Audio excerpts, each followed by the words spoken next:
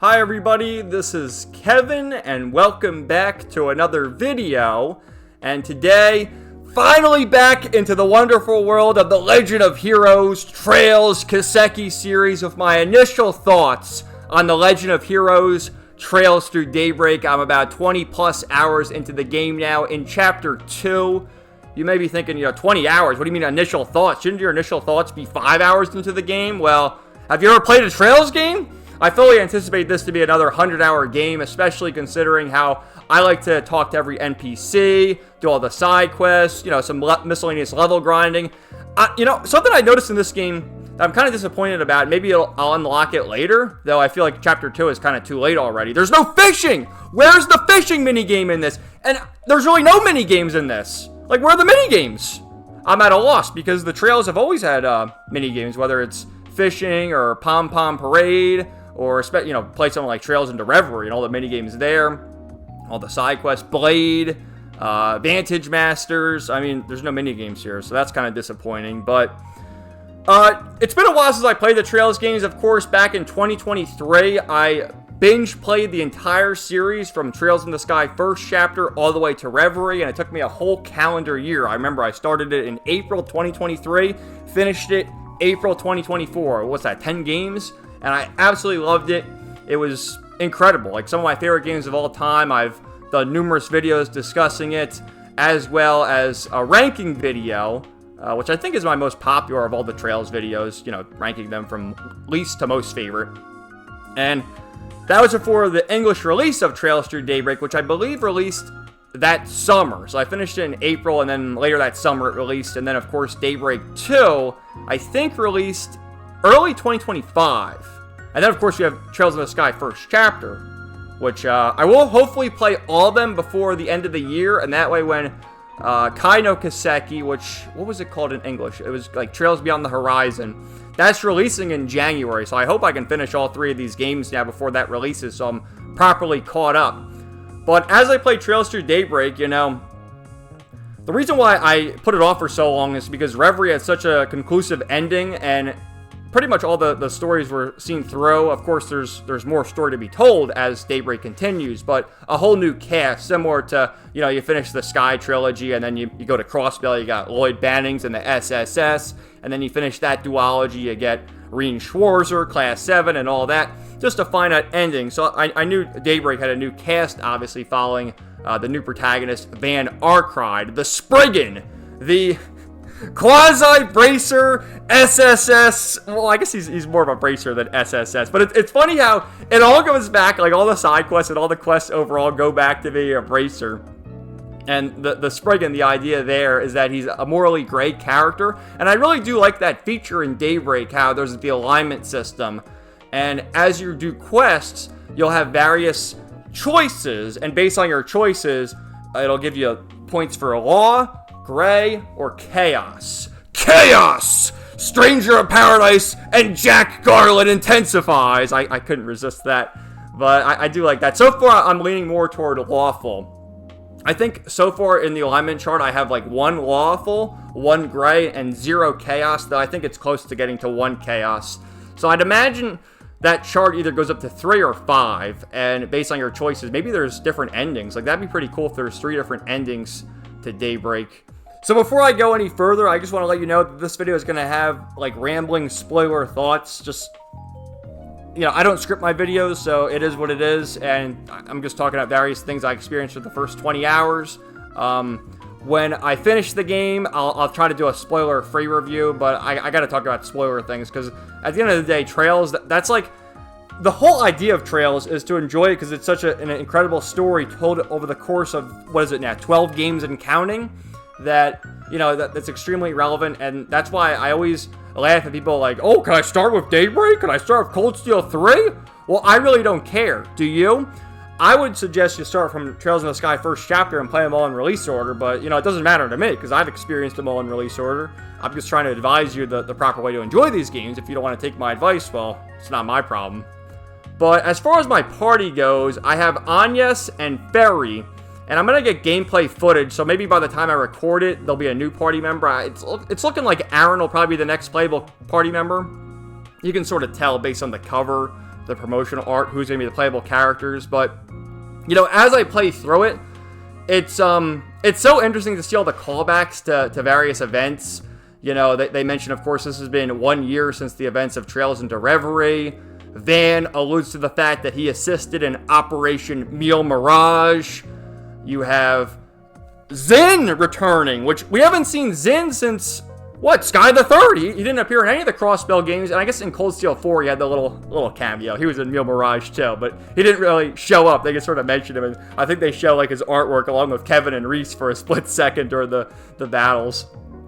But Zin shows up, and I found it interesting they pronounce his name Jin. So there's always been kind of strange pronunciations, like with Lo. I used to call him Lo, but apparently it's Luve, or Lenthart the Blade Lord. Enforcer number 2. And it's so awesome to see Ouroboros again, which right away we see Walter. And we already know that Ouroboros is, well, I guess they're bad guys, but, you know, there's some that are good guys, like obviously with Vita, especially considering she's the second Anguis. So, you know, she's essentially a good guy herself. We've seen in the past with Aryan Road and Duvalet, and, you know, even the other enforcers like Joshua, Ren, and, you know, they end up turning out to be good guys. So we see Walter, and Walter has a history with Van in that they worked together in the past. And at the end of Chapter 1, Walter actually assists us, which is pretty cool. And then you have a run-in with some of the other bracers, and they're like, what's an enforcer of Ouroboros doing here? So it's cool to see all the little callbacks there. We see Elaine, which Elaine, they had that whole thing, the daydream at the end of Reverie, in the Reverie corridor, where you get the preview of her. And you also get the preview as to what happened with Ren. Now, I've seen Ren in Daybreak. Like, she's appeared, but she hasn't really, you haven't even seen her face yet. It just shows her from behind, or it shows, like, her bust and, like, half of her face as she's talking to other characters and sort of scheming in the shadows as Kitty, which, yeah, it shows Van in an instance where he's on the computer talking to Kitty as well, which is kind of funny. So I guess Van is acquainted with Ren, and we'll learn more about that. But we also learned in one of the daydreams that Ren has transferred to the school in Calvert and goes to Aramis Academy, and yeah, I think she's friends with Agnes. They sort of alluded to that as well, which, it's always funny, like, so, in the previous Trails games, like, in the Sky games, Joshua and Estelle are the teenagers that saved the world.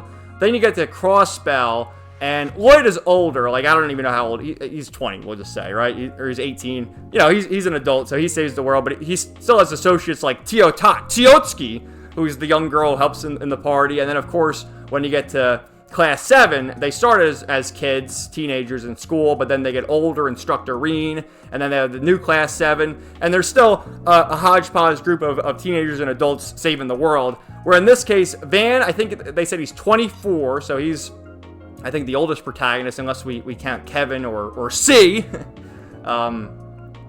Kevin Graham, by the way, not me, Kevin.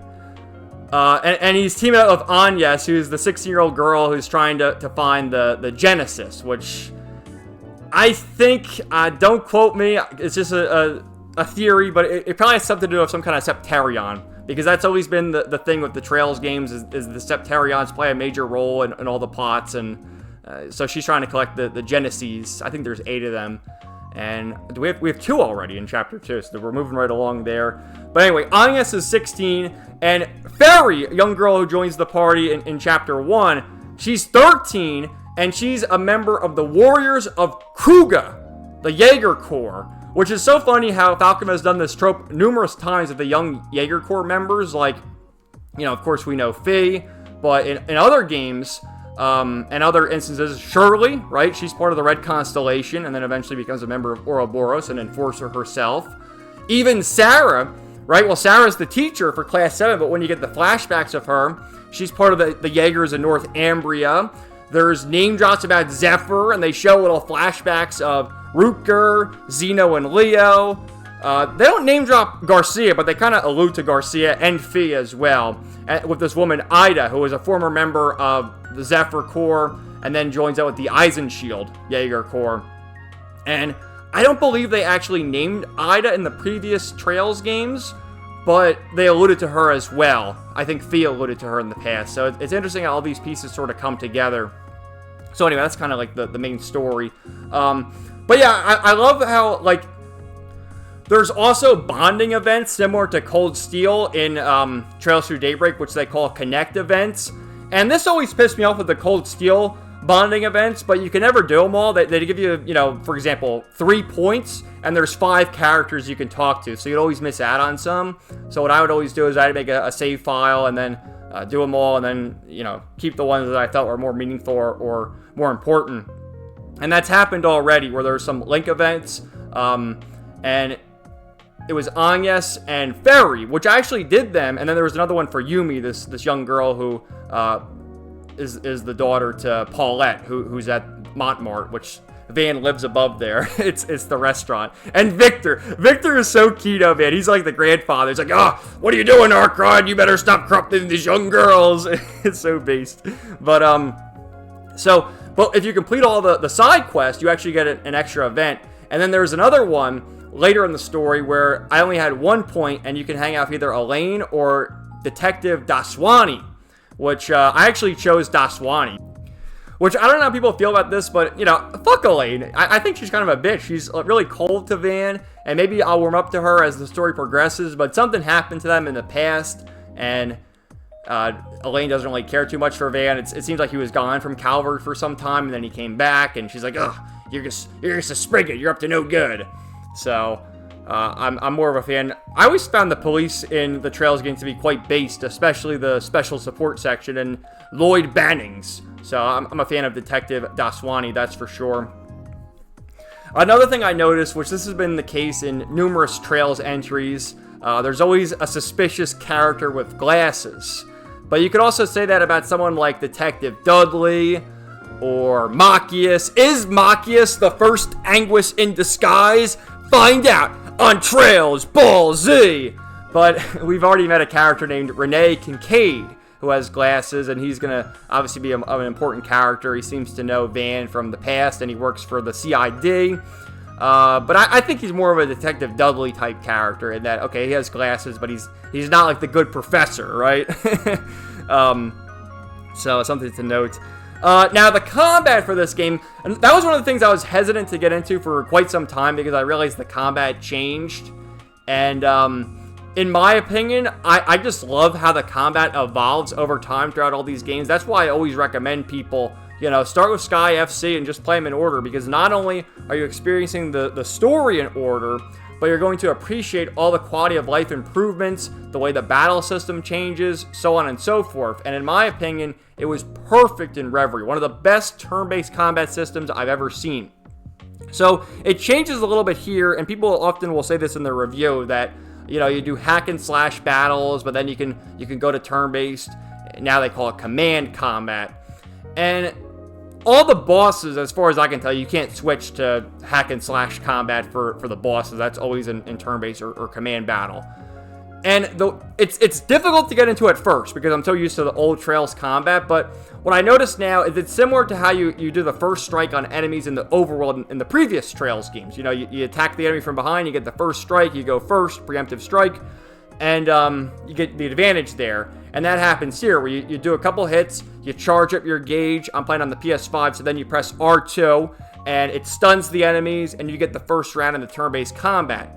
And facing off against the regular enemies, you do that, and in your first round, you'll probably defeat them. And then as you get over level, because what I like to do is I go through the dungeon a couple times to grind Septith. So while I have warmed up to the combat, there's still a couple of nitpicks I have. Of course, I mentioned some of them, but in particular, I don't like how when the characters do S-crafts, there's no longer the cut-in animation, and they've had them ever since the Sky Trilogy. With the Sky Trilogy, you do an S-craft, the character would, rattle off the move or whatever, or have some sort of quote, and then with Sky Trilogy, it had their profile picture. Then you got to cross-spell it to have more of an image of the characters, Lloyd or Randy or whoever else doing an attacking animation. And then same thing moving over into Cold Steel. Cold Steel 1 through 4 and Reverie, all the characters had unique cut-ins when they did their S-crafts.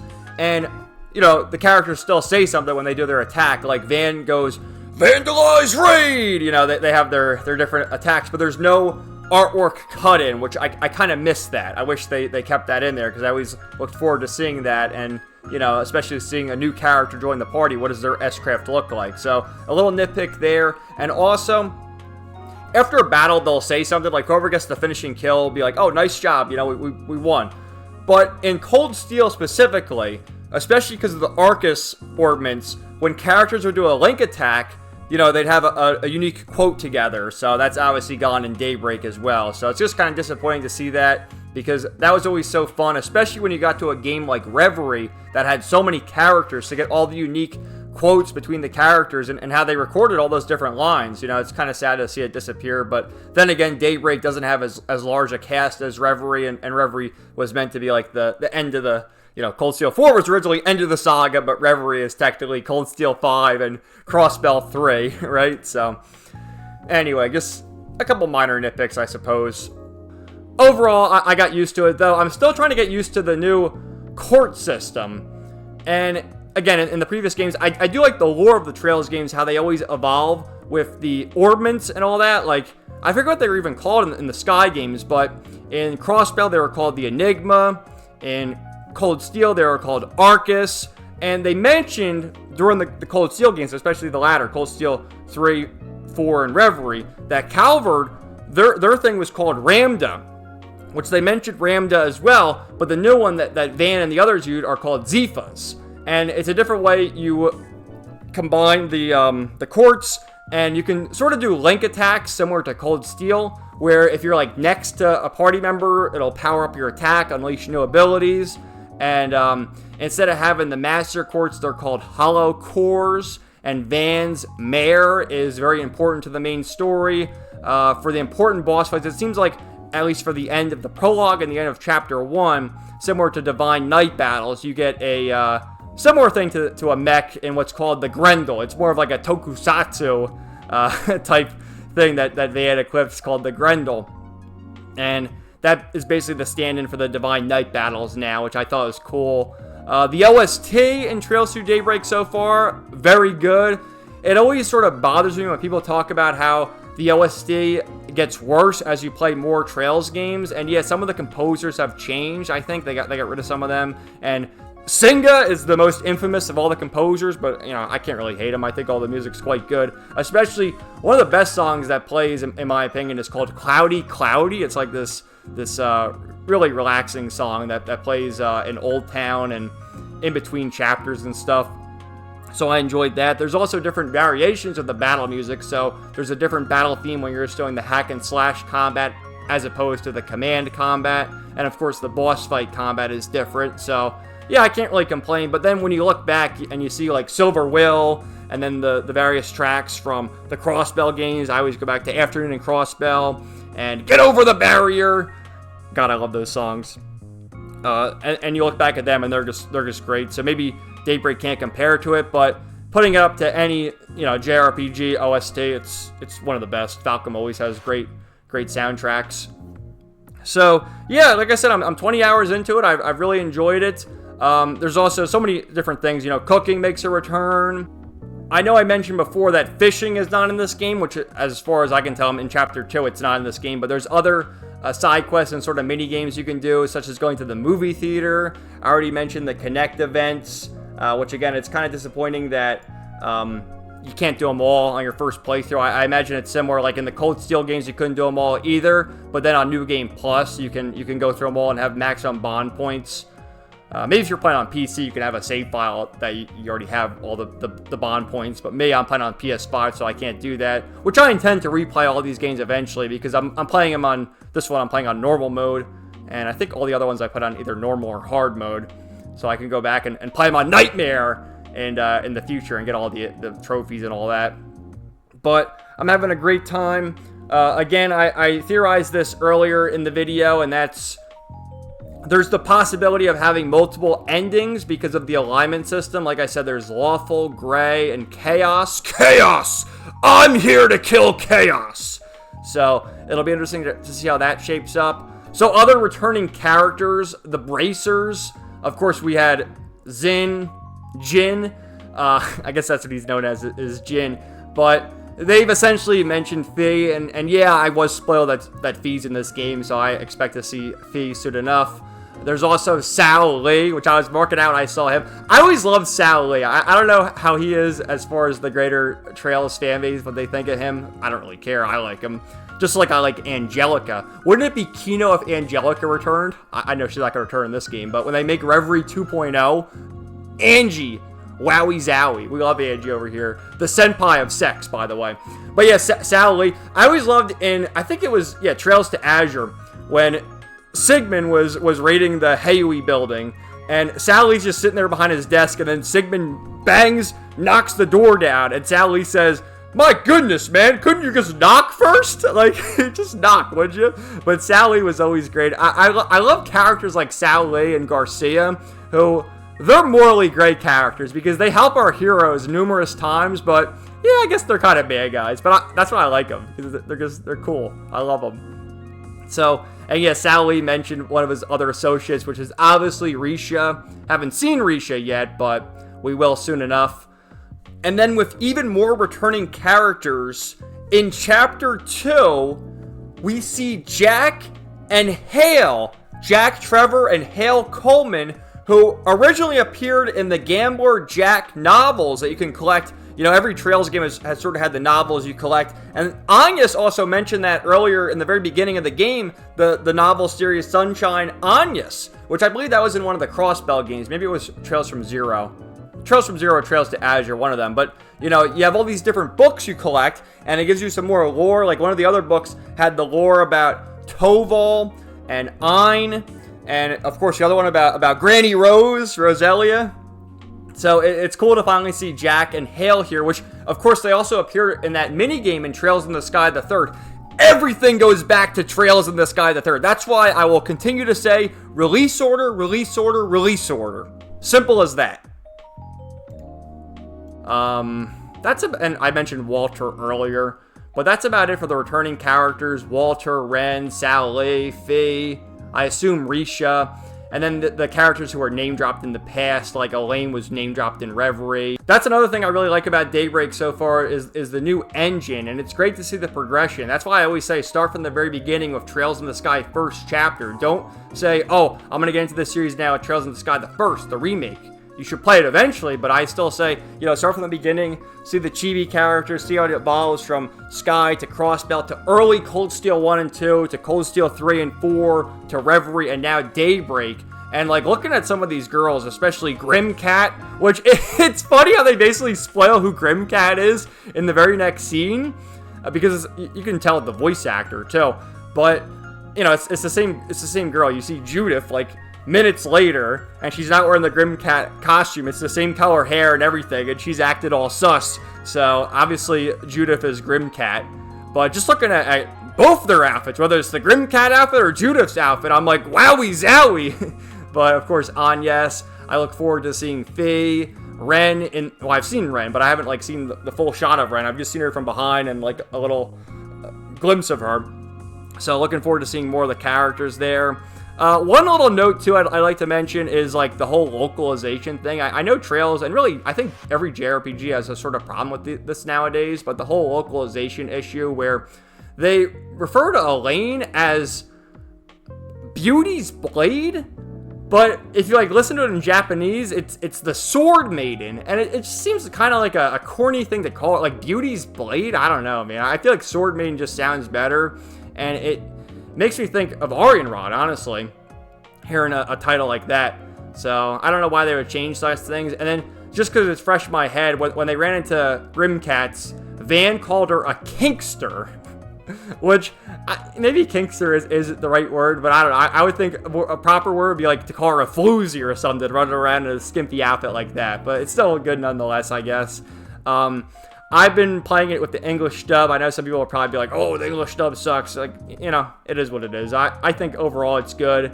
And especially, it was funny, I mentioned the character Victor earlier. It's funny to hear him voiced by Richard Epcar, who's been a prominent English voice actor since, like, the 90s. Like, how they got him there is pretty crazy. But then you have someone like Sal Lee, who is voiced by KG Tang, who's voiced him through all the games since Cold Steel 2, so it's cool that he reprised his roles. I'm pretty sure Cassandra Lee Morris reprises her role as Fee. And then Agnes is voiced by this woman named Amanda Lee, who is a VTuber, which is funny how that works out. But her performance is good. I've enjoyed her as Anya so far. And as far as other English dub roles, she also voices Marin in My Dress Up Darling, so that's kind of cool. But overall, I've enjoyed the voice acting. It's funny, too, people will probably get mad about the trailer's voice acting, how, like, when a new character enters the fold, they'll talk for a little bit, and then the other characters won't be voiced, but then they'll talk again. It's kind of inconsistent, but there's so much dialogue in these games that I understand it. It's expensive. Falcom's a smaller company, and likewise, Nisa is also a small company. That's why, like, how the fuck did they get Richard Epcar? You would think someone like him, I know voice acting isn't the most lucrative business, but someone with his name recognition maybe costs more money, but who knows? So one more thing I'd like to do is a prediction as to where I think this game is going to go, the ending, and where it leads into with the other games in the series. Of course, Trails Through Daybreak 2 and Kai no Kiseki, or Trails Beyond the Horizon. And that's that I see Trails Through Daybreak as sort of a Trails from Zero type of game, in that I don't think this one's going to have a cliffhanger ending. I feel like this is going to be sort of, have the same thing where it has its finite ending, but has the ability to continue. Of course, from Trails from Zero, you had Joachim Gunter, who, in a way is kind of a one-off villain, but he's sort of connected with the DG cult, and also how it leads into Trails to Azure with Ouroboros getting involved and everything else. So I feel like in this case, they're already hyping up the main faction of villains here to be this group called Almada. So I feel like whoever's in charge of Almada is going to be the big villain, and we already saw that early on with Chapter 1, where Walter was going after Melchior. Like, Melchior maybe worked with Ouroboros before, and Melchior, of course, being a part of Almada. He's probably not the head of Almada, but he's one of the underlings. And even Ouroboros is at odds with them. So that's why, we've always seen this with Ouroboros, where on paper, yeah, they're bad guys, but at the end of the day, they sometimes do the right thing. Like you see with Vita, you saw with Aryan Road, you see even with Walter. And I always love, too, with Walter, like his S-craft in Trails in the Sky, second chapter, and then Sky the third, where he takes out the cigarette and he goes, "Damn, kids today, fine then, just die." Damn, kids today. Fine, just die.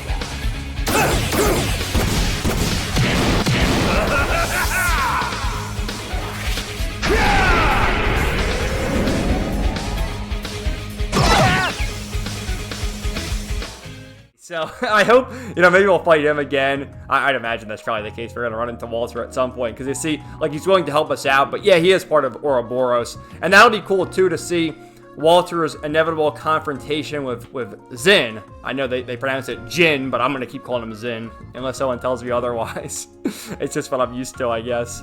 So, yeah, I anticipate whoever, like, Almada is, whoever is in charge of Almada is going to be the big villain of, Trails Through Daybreak. And then when Trails Through Daybreak 2 comes around, maybe Ouroboros will have more of an important role there. And then, we'll see what happens. Obviously, I kind of already know a little bit about Kai no Kiseki, specifically the returning characters. I'm not going to mention it in this video, but I know. Like, how can you not see it? So I've sort of spoiled myself, at least who the returning characters are. So I feel like Ouroboros has more of a role in that one. And maybe we'll get more with the Grandmaster. Though, so far, too, Walter mentioned the Oathbreaker, which, if I'm not mistaken, the Oathbreaker is the third Anguis. And he was also the Anguis who recruited Sharon Kruger. So, maybe we'll see Sharon again. That'd be pretty cool, or at least a flashback of Sharon. But yeah, I expect we're going to see him, the Oathbreaker, in the flesh, which I don't know his name, but I do know he's the third Anguis, and, he'll probably show up as well. But yeah, maybe we'll run into Ouroboros, maybe we'll fight Walter. But I feel like Ouroboros isn't the primary villain here. It's going to be Almada. And again, that'll sort of have like the Trails from Zero vibe to it, where, we defeated Joachim Gunter, we got the DG cult, we had all that, everything's resolved with Trails from Zero, but obviously there's still more story to be told, and that's going to continue in Daybreak 2, and then Kai no Kiseki. So I'll get to that when I get to that. But that's my big prediction. Maybe we'll see more members of Ouroboros, but as of right now, I think it's just Walter and the third Anguish, the Oathbreaker. But maybe someone else will show up. I mean, that'd be cool if Cedric shows up, or maybe an entirely new member, or maybe even Sharon, or at least a cameo from Sharon. And then, like I said, I already know we're going to see Faye. And then the fact that we saw Sal Lee, and he basically mentioned Risha. We're going to see Risha. And, you know, it'd be cool, too, like, if Kevin shows up. But I kind of doubt that, because I think they're saving him for his grand return in a few entries from now. But anyway. But, overall, I've enjoyed the game. I'm going to, you know, do a video when I finish it. This is definitely a spoiler initial thoughts, but whatever. You know, I expect most of you watching this are, like, you know, my regulars have already played this game. So anyway, guys, thank you so much for watching. Let me know your thoughts in the comments down below, and stay tuned for more videos coming soon. Everybody have a great day, and peace out. Nighty night.